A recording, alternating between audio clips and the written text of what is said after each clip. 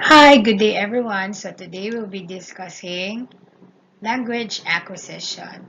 So language acquisition is usually tackled among second language learners. So here in the Philippines, second language learners most likely learn the English language. So we'll be dealing more with the English language. So to start, language acquisition is the process by which a human being or a person acquires or gets, not exactly learn, because there is a different distinction between learning a language and acquiring the language in this topic. Okay, so it's more on the acquiring the language naturally through usage and communication. So in dealing with language acquisition, we have or always have the four-pronged approach. So this approach is theoretically based on principles and practice of the second language acquisition or SLA. So like I said, here in the Philippines, English is the second language that we use for the academe. But now that we have no, still the second language is English. I was thinking about mother tongue, but then during the couple of years of their primary years or grade level, they are dealing with English. Okay. So with language acquisition or second language acquisition, we will always be dealing with uh, theorist, a language theorist, a linguist named Stephen Krashen, because is the he hypothesized um, the some hypothesis about second language acquisition. So it's most likely known as second language theories. So to start, let's have the distinction. Like I said, there's a difference between language learning and language acquisition. So the distinction between acquisition and learning the language. Okay, with language acquisition, it is the subconscious process. Meanwhile, the language learning is more on the conscious language knowledge of a second. Explain this further. Language acquisition, the subconscious process. So they are not aware of acquiring the language, but they are aware of using the language for communication. Say, for example, um, a boy was born and raised in, a Filipino boy was born and raised in Canada, even though his parents speaks to him in Tagalog or in Filipino at home, but since he spends most of his time with his friends in school wherein the language being used is English, most likely he would be acquiring the accent of the American or the Canadian English.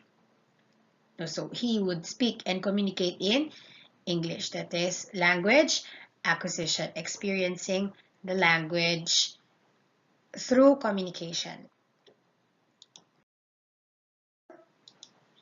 Language learning is the conscious knowledge of a second language. So the second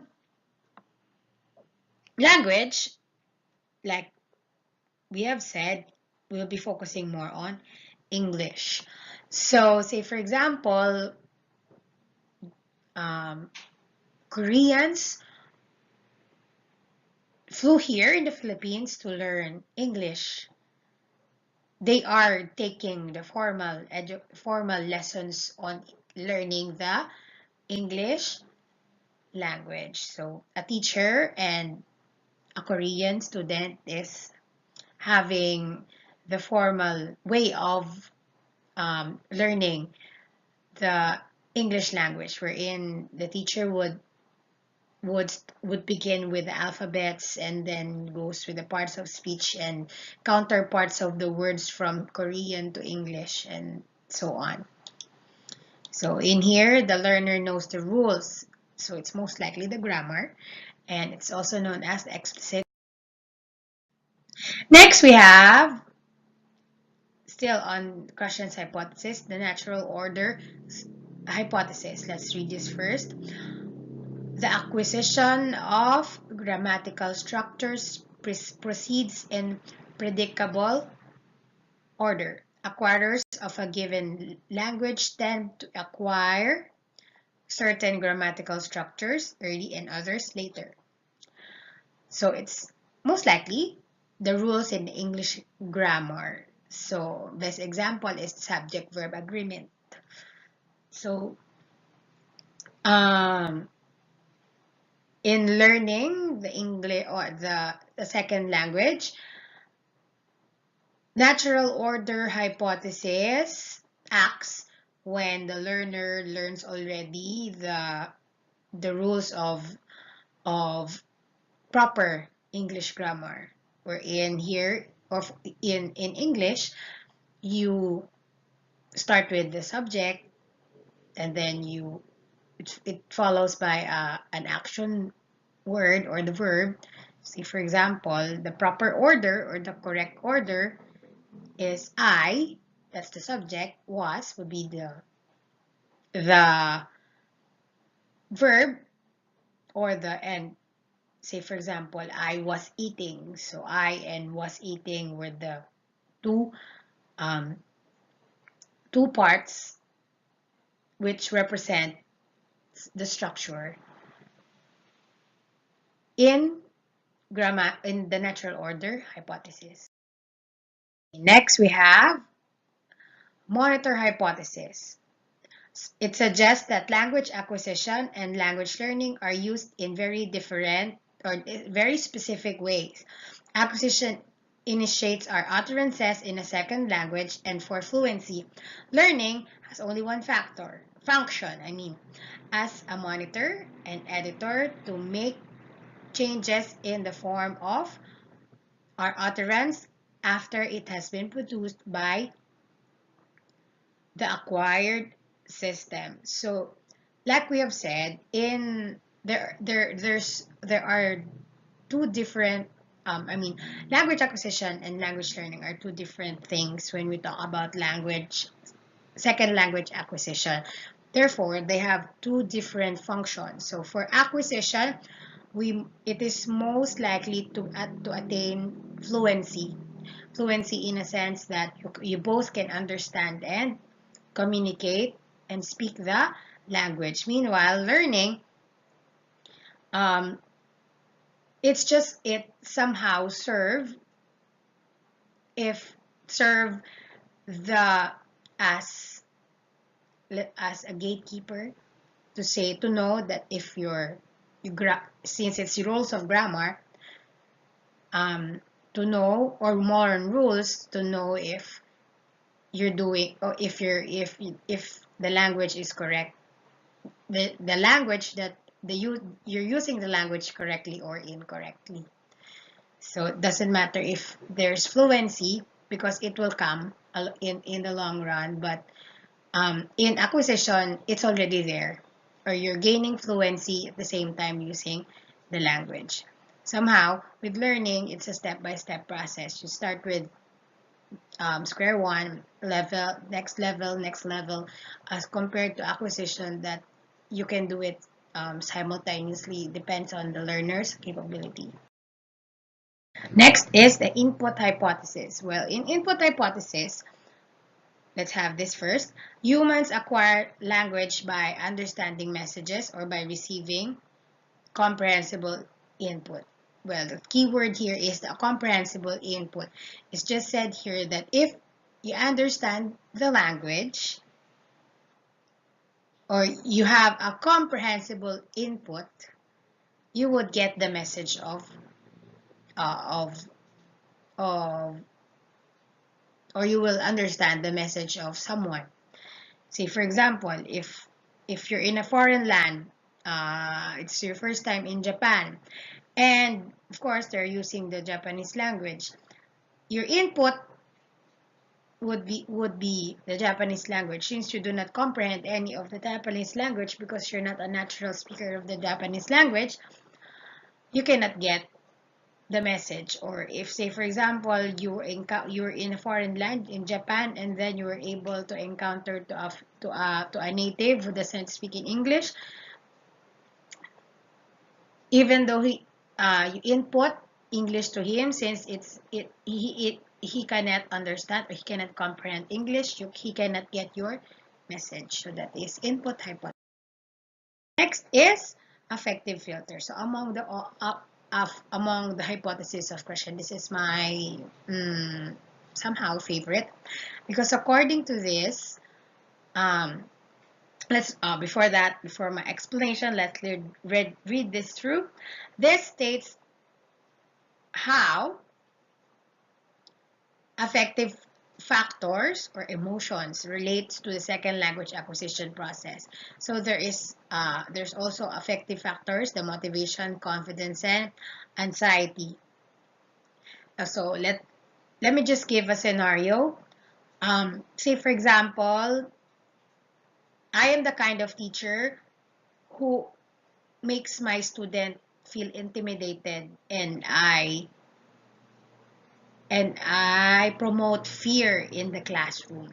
So if, say for example, my student is Juana, she's a very shy girl, although she's willing to participate and she's willing to answer, but then she's nervous, anxious, and then she's shy, more shy, self-confidence, shy because she might be scolded, anxious because she might the teacher or I would reprimand him for not using the language correctly, and not giving more encouragement. Instead, I'm giving I'm encouraging them through punishment. Most likely the child or Juana will not acquire the language naturally, because somehow the emotions would affect the acquisition of language. Because if it says there that if there is fear, if there is shyness, and if they are unmotivated, most likely they cannot absorb the learning of the second language. But meanwhile, if I am the kind of teacher that is very lenient, kind, compassionate, and very encouraging towards my student, so say for example Juana, I encourage her to speak up and do not be shy, even though it's incorrect, we will correct it. She will feel happy, confident, and be more motivated in answering. Through that, she will be able to practice, and through that, if she can practice, she will learn which are her corrects and which are her wrongs in her usage of the language. And then because of that, learning by mistake, she can eventually be good in using the language. So just to academically define this, so this hypothesis explains that the input is the primary causative variable in second language acquisition, and affective variables act to encumber the delivery on input to the language acquisition device. So by example is the simpler explanation for affective filter. So this ends my lesson, for language acquisition. I hope that I was able to share and expand your knowledge about language, and I hope to to teach and share more about language soon. Bye bye.